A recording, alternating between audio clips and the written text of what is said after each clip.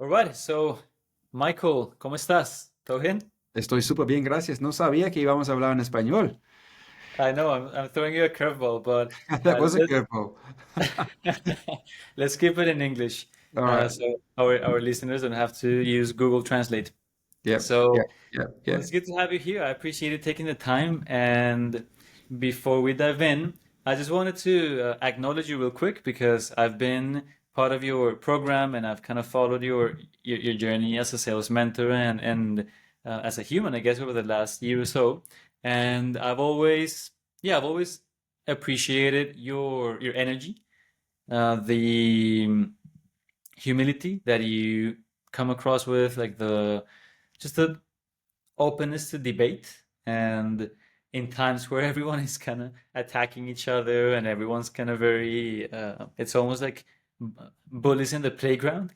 It's refreshing to see people like you who are just questioning the viewpoints and really thinking at a deep level and not just talking for the sake of talking. So yeah, I just wanted to acknowledge you for that.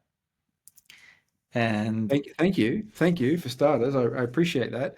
And for our viewers, I didn't know he was going to speak Spanish to me at the start of that call, so that really was unexpected. But thank you for the fun little challenge to get the call started. I appreciate the kind words. And it's for those that don't know, and I think you made it clear there. Daniel's been in my program as a student, a very high level student, mind you, for the last 12 months. And it's been great to share the journey with you and get to know you. And you've brought a lot of fresh perspectives and energy and insights to the call. So for me, yeah, it's been a pleasure from my end as well. So thank you. good. Well, and for those who don't know you, well, what are you working on right now? Yeah, well, I just launched version 2 of the program, so the coaching program that is. So 12 months ago, I launched version 1, which was my first ever group training program, which you came in as a foundational student a year ago.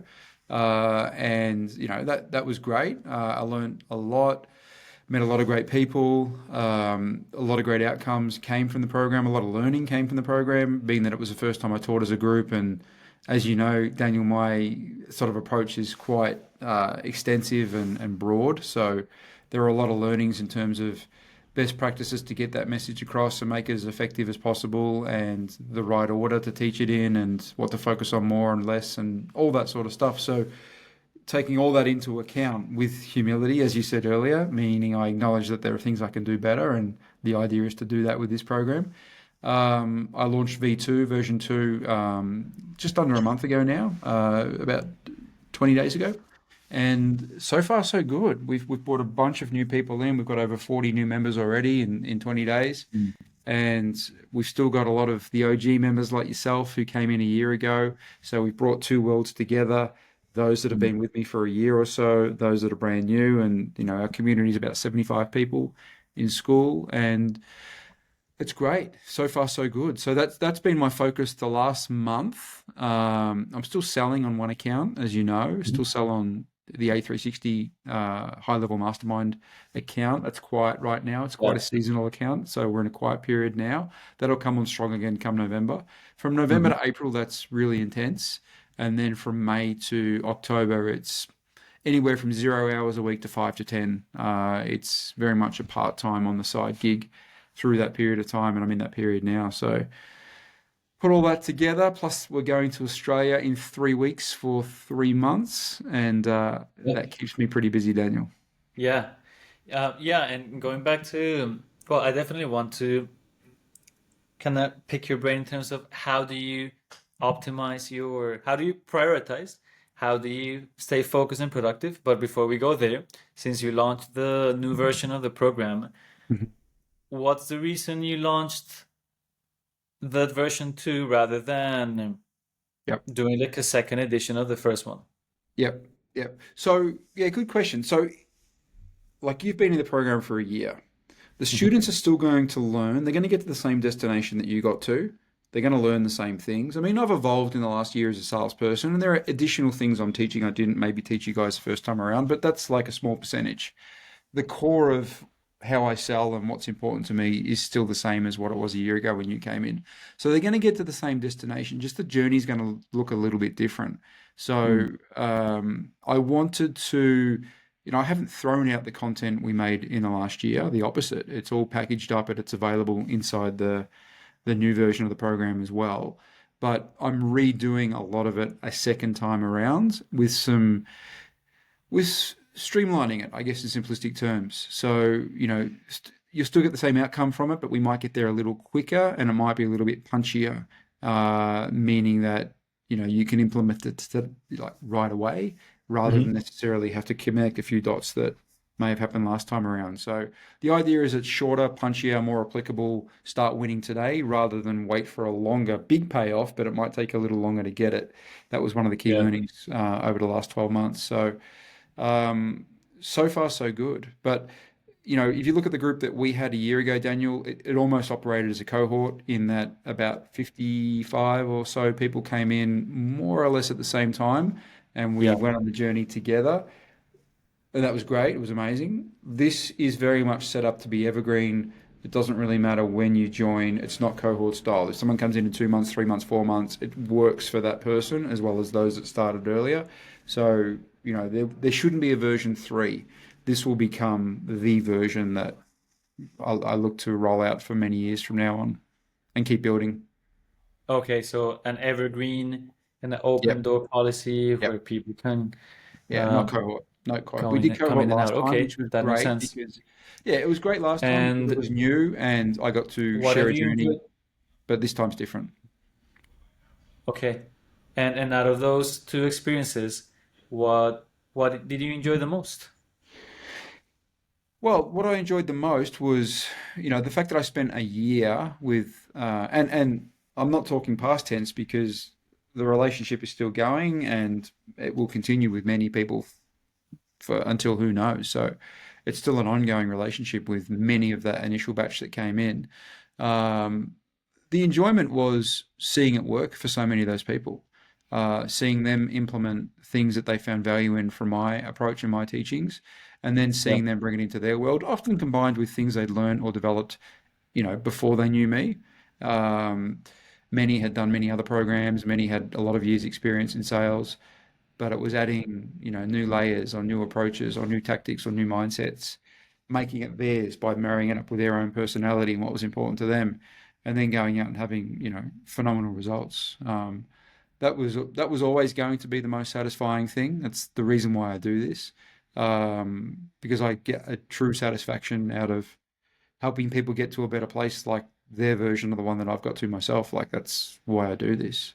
Um, I expect my answer to be the same in a year's time when, you know, people that have come in now are in a much better place. I'll have a similar answer then. yeah. Well, it's interesting because right now I'm launching this new project, which is Hmm. around kind of wellness, mastering yourself Hmm. and mastering the small daily things that compound over time and and help you get to better results. And sometimes I've fought with my own self in terms of like, should I just sell or launch an offer? So I Hmm. was curious, in your case, when you launched yours, what gave you that confidence, or when did you decide, hey, let's just do it, Yep. versus Yep. people who think and think and think, but they never actually Sure. Sure. do That's anything? good. That's a good question. I've done quite a few posts just in the last couple of days, even that you may have seen on, I guess, decision making and invoking change. So I think that lends itself to what you're asking about right now. Yeah. But I'll answer the question and then I'll talk in a broader context, which can be applicable to others in other situations. So, firstly, I already had some experience in coaching and managing and training others. I used to, in the real world, from 2006 until 2014, off and on, not the whole time, I would run sales teams at gyms, at fitness clubs, and Mm. I would often have to recruit, train, manage, people that were often very new to sales or new to fitness sales. James Lawrence was one of them. That's how Yeah. he came into my world back in the day, back in 2012, I think it was. Um, He's obviously evolved way beyond that, of course, as we both know. But that was his start into selling and also our relationship. But so I already had a track record of taking somebody who knew nothing about sales or was a low performer and taking them to a certain level and getting great results from that. So I already knew I could do it, and I already knew that I liked it, and I already knew that I found it rewarding. But it was just in a different context. That was in the real world and like 10 years ago, give or take. When I made a conscious decision to start building a profile about 3 years ago, where I started posting content, sharing my thoughts, sharing the way I saw the world or certain situations or how I handled certain things, started publicly posting regularly on Facebook. That Yeah. it wasn't planned at the initial period. An unintended consequence from that was I started getting people writing to me saying, I like the way you think about this, or I like the way you handled that. Do you do coaching? I started getting inquiries like that in DMs, and that morphed into me doing getting a bunch of one-on-one clients, which just happened organically. I never did a public post offering it. I had maybe 10 or so one-on-one clients running simultaneously, and I realized this is about 2 years ago, and I realized that I enjoyed it. They were getting good results. There was a market for it, all that sort of stuff. So then I started thinking, okay, maybe I should look at a group coaching program. And that was probably 6 months before I actually did it. So then I was consciously thinking of two things when I was training people one-on-one. I was trying to help them with what they asked for help in, but I was also thinking, what are the commonalities here? What do people keep asking for help in? What seems to hit the mark when I talk about my experience? And I was formulating an idea for a group coaching offering. And then June last year, a year ago, came around and I publicly made a post, and a month later I had 40 or 50 people in the group, and it was all organic. So that's how that came about. It came about based on people coming to me and me being receptive to that idea, me seeing a gap in the market, me wanting to do it, me wanting to add another string to my bow other than just being a salesperson for other people's offerings. Put all that together, and I did it. And I guess, and I still sell for one account today. So now I run my own coaching and training program, and I still sell for one account today. And the reason I do that is simple. I still enjoy selling. I still really enjoy working with this particular account, and it gives me a credibility in the sense that if I'm going to be training others, I can tell them, and it's the truth, hey, this is what I still use today. I'm not teaching you anything I don't still use myself. I'm not some, once upon a time I used to sell, but let's be honest, that was 5 years ago, and now I'm more of a marketer. I'm still a sales guy. I'm still living the life that the people that come into my program are living. For them, it might be full-time. For me, it's part-time, but I'm still in the trenches. So that's important to me. Maybe one day I'll get to a point where that's not the case, but at the moment I'm able to juggle both, and I enjoy it. I like moving between both worlds. It's interesting, it's dynamic. It keeps me sharp. I like it. So that's how I came to make that decision and how I balance the two. Regarding sort of the broader concept of change and how do I make a decision, which I've posted on recently, I changed from being an analytical thinker first and intuitive second. I flipped it because I realized it wasn't working for me. So whenever I had a big decision to make in the past, I used to focus on sort of analysis and logic first and feeling second. And I realized that I was overthinking and overanalyzing and often not making the right decision. Ultimately, it wasn't serving me, and I didn't enjoy it. It was painful. So I made a conscious decision about 3 years ago to flip it, to go intuitive first, and then just cross-reference it with a bit of logic. And what I've done is, the first question is, am I attracted to this opportunity? Does it look and feel exciting? Do I want to do it? That's the start point. Yeah. Then the next question becomes that I ask myself, do I think if I am to do it, it's likely, or there's a reasonably high chance that I'm going to be able to make this work? And presuming the answer is yes, then the next question becomes, well, if I look at the downside, if I get it wrong, if I'm wrong here, if I'm reading this wrong or it doesn't play out, what does the downside look like? Does it take me out? Can I recover from it? Is it a complete disaster? Usually the answer to that's no. I can recover from it. Yeah, I'll drop a couple of dollars and maybe waste a little bit of time and maybe have a little bit of embarrassment, but can I recover from it? Almost always the answer is yes. So now I'm liberated. Now I'm liberated to chase the upside because I'm not scared of the downside. Now, then the final question becomes, well, there's two more questions. can I think of any reason why this is a bad call? This doesn't make sense. This is stupid. Usually the answer is no. And then the final one is, do I need anyone else's permission other than my own? And the answer is normally no. So with all that in mind, I'm now liberated to chase the upside.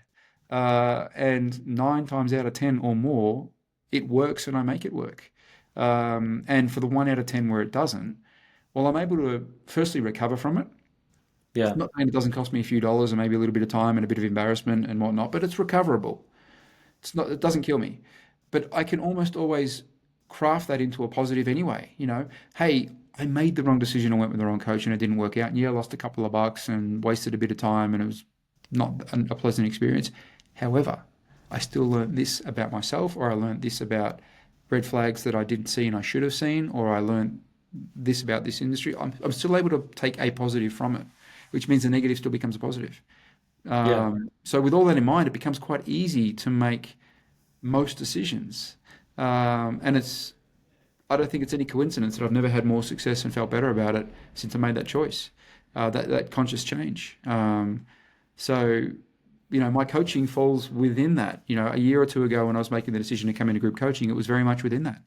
Do I want to do it? Yes. Do I think I can make it work? Yeah, I do. What's the downside? Well, the downside is nobody joins. It's a little bit embarrassing because I put my name out there. Can I Yeah. recover from it? God, yeah. Okay. Do I need anyone's permission to do this? No. Um, is there any other extraordinarily strong reason why I couldn't or shouldn't do this? No. Well, let's do it then. And Yeah. then you just go and do it and you probably make it work. That's been my Yeah. experience.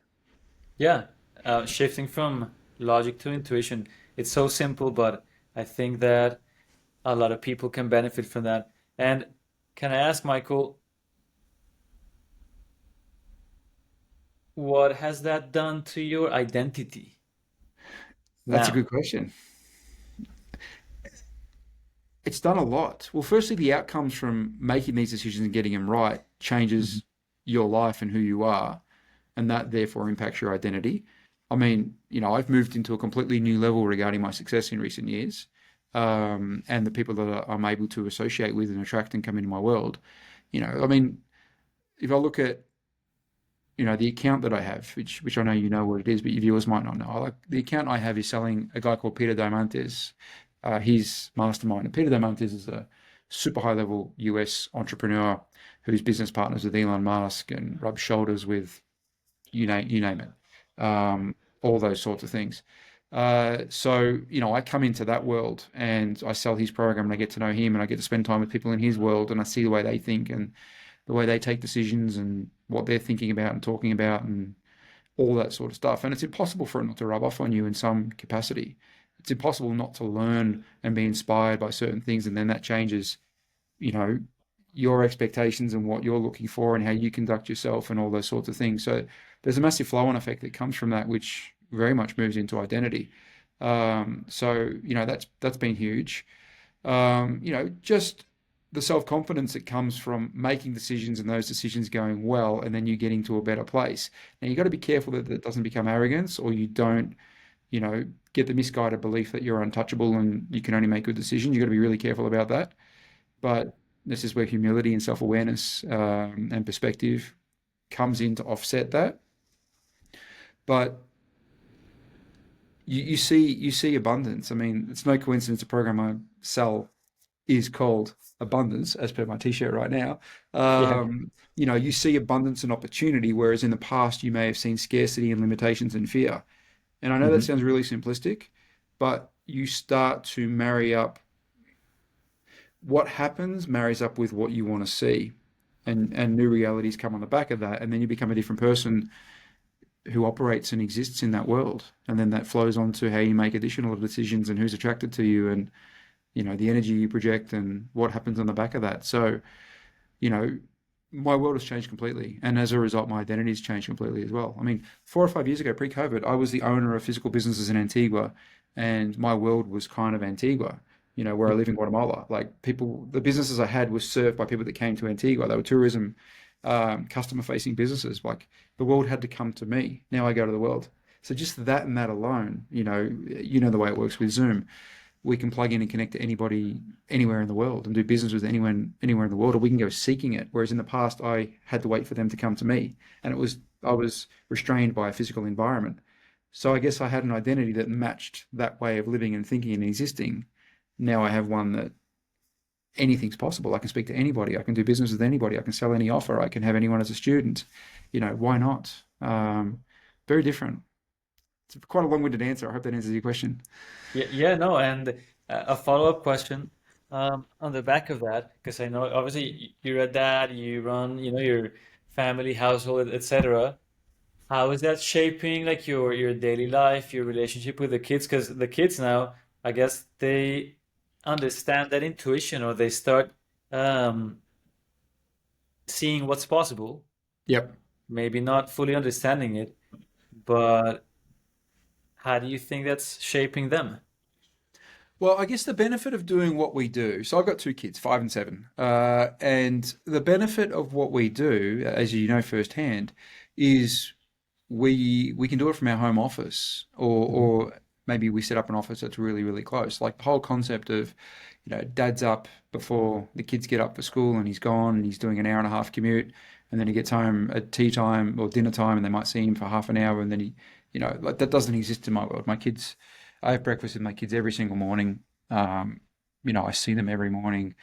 When they get home from school, I'm usually home. I got a home office which is 5 minutes from my house, and I've got a home office in my house. I've got an office 5 minutes from my house. I'm between one of the two. So I see my kids way more than most working fathers do, way more. I control my calendar, which means I can block times out if important family stuff is happening or needed. I can take my family on the road with me, as I'm about to do in Australia. I'm about to go to Australia for 3 months in 2 weeks. You know, I'll be working the whole time whilst I'm there, and they'll be having a great trip, and it'll be amazing. Yeah. And that can all be done whilst I keep working. So for work-life balance, like, yeah, I work long hours, but I can pick and choose when that is, and I can close off my calendar anytime I want, and I can take my work with me wherever we go. Most dads can't say that. So I'm very aware of the privileged position that this world enables for us, and very appreciative because I've lived the alternative, and no thanks. Like, I've got friends in Australia that do, an hour commute each way each day, 2 hours on the road in the car or in the trains or whatnot. They've got to be in the office by 8 o'clock, which means they've got to leave by 6:45. Their kids are not even up when they leave. Like, I don't have to deal with any of that. So Yeah. we're very fortunate. Yeah, yeah, no, for sure. And obviously that gives you flexibility, the ability to spend more time with the kids. But still, I mean, you have different things going on. You have your Yeah. programs, you have the accounts that you're selling for, maybe other projects that come up. How do you prioritize? Well, I guess I prioritize three things. Firstly, the way our household works is by choice. My wife is stay-at-home mum, full-time mum, all that sort of stuff. So I'm the breadwinner. So I carry that responsibility that our entire household income is on me, and I embrace that, and that's fine. That's a conscious decision we've made. So work has to be prioritized, otherwise we have no income. So that's there, and my wife and family understand that, and that's all good. But the other two things I prioritize are obviously family time as much as I can within reason, and my health and fitness. I exercise every single day, no, even Sundays, no exceptions, between 1 and 2 hours, depending on how much time I have and what I'm doing and whatnot. And that's Yeah. non-negotiable. Like, just non-negotiable. I don't even, it's not a decision I have to make every day. It's just, it happens. So I do that for physical and for mental reasons, physical to keep me strong and keep my energy levels in check and whatnot. But I do it as much for mental clarity as anything else. I do a lot of thinking, but I also do a lot of sort of cleansing mentally as well during Yeah. that time. It's kind of my time, my exercise time. So, you know, those three things come before anything else. My work, my family, and my sort of, it's almost like an indulgence in the sense that it's my time. Um, but at the same time, it's necessary. I could not perform and I could not deliver a high level version of myself, due to mood, due to energy levels, due to focus, if I didn't do that. So for me, that's non negotiable. So it's really just, I've created a schedule that allows all of that. And for some, it will be boring because my schedule kind of looks the same every day. But for me, it works. Yeah. I wouldn't want it the other way. It works. It means that I'm always able to tick all three of those boxes every day. Yeah. Interesting. What does it look like? Just high level, your daily schedule. Yeah, I get up at five. I get up at 5 a.m. from 5 to 6:30. Usually the kids are not up, so it's like kind of my time. In that period, I get up and do an hour and a half of work, and sort of set the day up. 6:30ish, the kids are definitely up. From 6:30 to 7:15, I'm with the kids. I sit and have breakfast with them. I don't eat, but I sit with them, have coffee, get them ready for school. At 7:15, my wife drives them to school. Um, from 7:30 to 9 a.m., that's when I exercise. And then from 9 till 4, 5, 6, depending on the day, is my work time. But it's not necessarily a solid block. I might take an hour here and go for coffee with my wife, or coffee with a friend, or might go and run an errand, or something like that. It's not all work. If possible, have lunch with my wife at home, if the schedule allows it, and then try not to work after 6 p.m. And that 6 to 7:30 is time with the kids, put the kids to bed. 7:30 to 8:30, depending on how long it takes to put the kids to bed, because sometimes it takes an hour, eating Yeah. up all of that time. Uh, my wife and I will sit and talk and relax, and we might watch Netflix or something like that and just chill. That's the decompression, chill Mhm. time. Go to bed early by 9 o'clock, and then rinse and repeat. We're back again the next day. That's Yeah. kind of Monday to Friday, and the weekends is a couple hours work in the morning, exercise, and then family time both days. Hmm. Yeah. Got it. I know that's So boring for some people, but I'm at a stage in my life where I've had my young, you know, footloose and fancy free days of doing fun stuff and partying, and surfing used to be a big part of my life. That's what brought me to Latin America in the first place. I was on a surf trip. So I used yeah. to prioritize surfing. I'd always be going to the beach and going surfing, going on surf trips and surfing different waves around the world and all that sort of stuff. And that was great. But that season has finished now. I'm very much in the family first, building a business first, keeping my health and fitness and mental clarity in check. Like that's pretty much everything. That's pretty much 90% of me, and then maybe a bit of fun stuff here and there with friends and whatnot, which isn't much more exciting than a dinner or something like that. Yeah. It's kind of me now. Yeah, no, for sure. I'm that way. Yeah, There's nothing wrong with being boring. yeah. Um, Are you calling me boring, Daniel?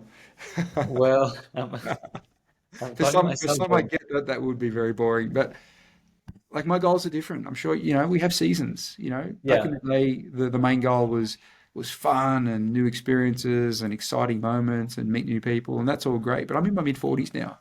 I got young kids. I'm the only breadwinner, as I said earlier. Like my priorities are different now. And people in my age, are already suffering health consequences in their 40s. Yeah. I don't want to do that. I can still do everything I wanted to do. Like I can still do everything I could do at 20. I can still go swimming. I can still go running. I can still do chin ups. I can still box. Boxing's one of the things I do. I train with my trainer twice a week. I can still go Nice. an hour with him, going hard. I can still Mhm. do everything I want to do physically, and I want that to still be the case in 10 years' time as well. Obviously, the level drops a little bit, but I can still do it. I still don't Yeah. say no, like, oh no, I can't do that because, I don't do that anymore. No, I can still do it. I love that feeling. Yeah. It would be a bit off-brand, but funny to see maybe a boxing reel, Michael's boxing reels coming up. Uh, Maybe. Look, I didn't start boxing until my mid 30s. So, I have a low ceiling in how far I'm going to take it, but Mhm. I can defend myself. I can defend those that I care about. I can hold my own. So that was always the goal. It was self-defense. It was to be able to be proactive rather than reactive if things ever got really nasty. Obviously, I never want to have to use it. I haven't had to use it so far, but Yeah. to have that ability, if I ever needed to, like I like that feeling. I like Mhm. that feeling of being able to Yeah. do that. Yeah, for sure. Yeah, it comes back to identity, right? and Correct. confidence. Correct. It Um, comes exactly. It comes back to identity of being able to be proactive and do what you want to do when you want to do with whom you want to do it, rather than have that dictated to you by someone else with terms that you don't like. Like mhm. it ties in with very much with that identity, which is a big part of the work we do, which I've got a unique way of selling, which can be seen as quite different to sort of a cookie cutter or many others. Like I like that feeling of, and I know you're the same. That's why you're not in your home country, and that's why you're always traveling around doing exciting things. Like, I like that feeling of, I'm going to be the author of this, journey here. I'm going to write this page. I'm going to decide what I do here, not someone else. My life, my terms. I like that. That sovereign sort of approach to life. Yeah, no, absolutely. And well, we should finish soon so you can get back to your family time. I did want to ask because you were in a very unique position, being able to well, hang out with Peter Diamandis and all these people and Elon Musk. What did you learn from that?